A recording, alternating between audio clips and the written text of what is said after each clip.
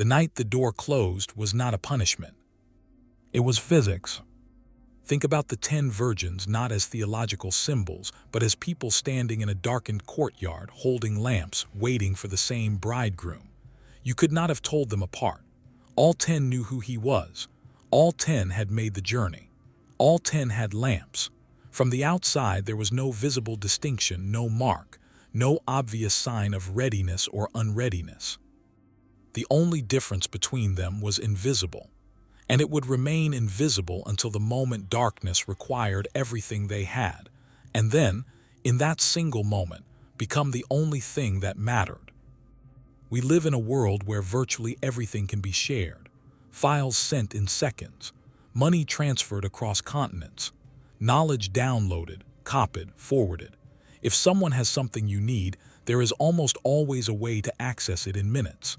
The entire architecture of modern life is built on the assumption that what one person has, another person can access. But Jesus, in one of the most precisely constructed parables in all of Scripture, built his entire story around the one exception. The one thing that exists in the kingdom economy that cannot be transferred, cannot be borrowed, and cannot be produced under pressure. And he chose a very specific image to describe it. He chose oil.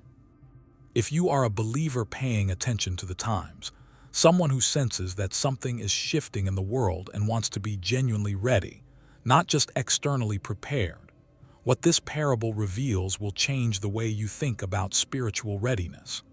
And there is something embedded in the ancient process of making that oil that almost everyone has missed. When the midnight cry came, "Here is the bridegroom, come out to meet him," the 5 foolish virgins woke up and discovered their lamps were going out. They turned to the 5 wise virgins and made a request. Pay attention to what they asked for. They didn't ask for more time. They didn't ask for forgiveness. They didn't ask for faith or grace or one more chance. They asked for oil. And the answer they received is the most devastating sentence in the entire parable. There is not enough for us and for you. Not a refusal born of cruelty, a refusal born of impossibility.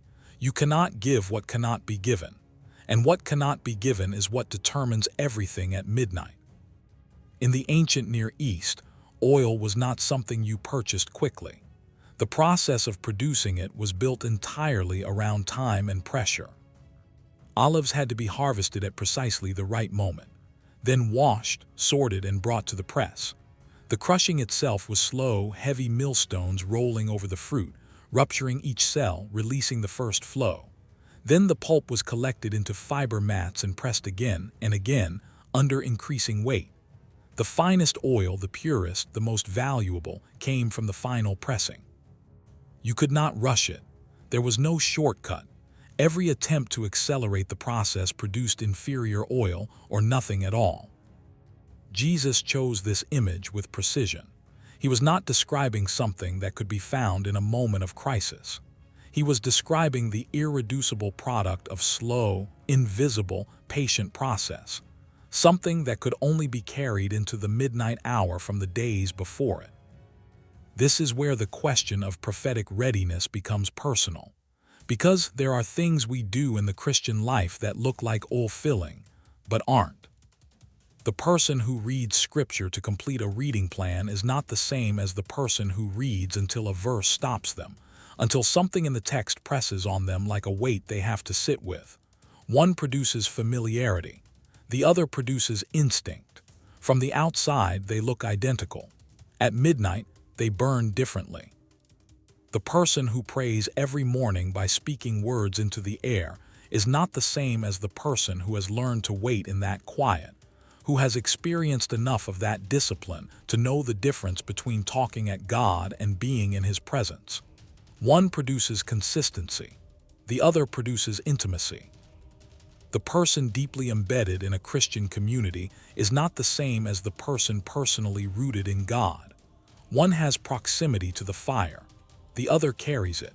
When darkness comes and there is no one else's lamp available, proximity is not enough. Now here is what most teachers have missed about this parable. The door did not close because God decided to exclude those 5 women. Read the sequence carefully. While they were gone to buy oil, the bridegroom arrived. Those who were ready went in with him, and the door was shut. Not because he judged them unworthy and barred them. The door closed because the gap between their condition and what the moment required, that gap could not be closed in real time. They were trying to accumulate in minutes what could only accumulate over months. They were trying to produce in a crisis what a crisis by its nature cannot produce. Imagine demanding that olives be pressed in 10 minutes. You can apply any force you want. You cannot change the nature of the fruit. The door closed the way a door closes when time has run out, not as punishment, as physics. And once you see that, something more uncomfortable comes into focus. Both groups of virgins fell asleep. Matthew 25 says it plainly, they all slept. The wise virgins were not more vigilant in those final hours. They did not stay awake through the night while the others drifted off. The difference between them was not what they did in the final hours. It was what they had done in all the hours before. This is one of the most sobering realities in all of Scripture's teaching on spiritual discernment and end times readiness. The moment of arrival is not the moment of preparation. By the time the midnight cry sounds, by the time whatever crisis or transition God permits into your life, the window for filling your vessel has already closed. You can only bring what you already have. The call in 1 Peter 5:8 sits directly alongside this parable. Be sober-minded, be watchful. But watchful for what exactly? Not predictions, not confirming your eschatological timeline. Watch for the slow drain. Watch for the daily practice quietly deferred. Watch for the moment genuine encounter gets quietly replaced by religious routine, and the lamp dims so gradually that you don't notice until the darkness is already there. That is how a lamp goes out, not with a dramatic loss of faith, with a slow, imperceptible reduction of what was never fully built. The moment I find most difficult in this parable is not the closed door. It's the words spoken after it. Lord, Lord, open to us. And the bridegroom answers, truly I tell you, I do not know you. Not you don't know me, I do not know you. What fills a lamp is what makes a person knowable in the dark. The oil is not simply preparation for a moment. It is the substance of a relationship built over time. And relationship, like oil, cannot be manufactured under pressure. Oil is not a substance. Oil is time. Every genuine moment of prayer not performed, but the kind that costs you something, that is an olive being pressed, slowly, invisibly, accumulating. Every time you stayed in Scripture long enough for it to move past your mind and into your bones, that is oil. Every act of quiet obedience when no one was watching. Every moment of silence you didn't fill with noise.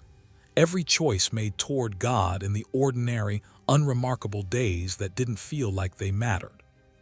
That is the press doing its work. You don't feel it accumulating. That's the nature of oil. The pressing is quiet. The building is gradual. The lamp doesn't visibly brighten day by day. Until midnight comes, and then you discover what you've been carrying all along. The letters to the 7 churches in the book of Revelation each carry a different warning, but one thread runs through the most dangerous among them. The churches in the gravest condition are not the ones that openly abandoned faith. They are the ones that learned to perform it so seamlessly they forgot to live it. Sardis has a name of being alive and is dead. Laodicea is neither cold nor hot. The lamp is lit, but the oil is running low. Jesus says to each of them the same thing, I know what you have, not as comfort, as a warning, because a lamp with no oil is just an object in the dark. But here is what makes this parable an act of grace. You are watching this, which means it is not yet midnight. The oil is still being made. The press is still turning. Every day still unfolding before the bridegroom arrives is a day the slow, irreversible work of genuine spiritual formation can continue. The question this parable asks is not whether Christ will return. That is settled. The question is, when he does, or when whatever moment comes that requires everything you've built, what will you be carrying in your own vessel? Not what you intended to carry, not what you once had, not what the person beside you holds. What has been pressed out of your own days? That is what cannot be borrowed. Peter's warning in 1 Peter 5:8 says the enemy prowls like a lion seeking someone to devour. Notice who is most vulnerable, not the person who has abandoned faith entirely. The person with just enough religion to feel safe, and not enough oil to stay lit in the dark. The 5 foolish virgins were not unbelievers. They were waiting for the same bridegroom. They had lamps. They had been invited. But in the slow seasons before midnight, in the ordinary days that felt like they didn't matter, the real preparation was either happening or it wasn't. Start there, not with a system, not with a performance review. Start with the press. The oil takes the time it takes. But it takes it now.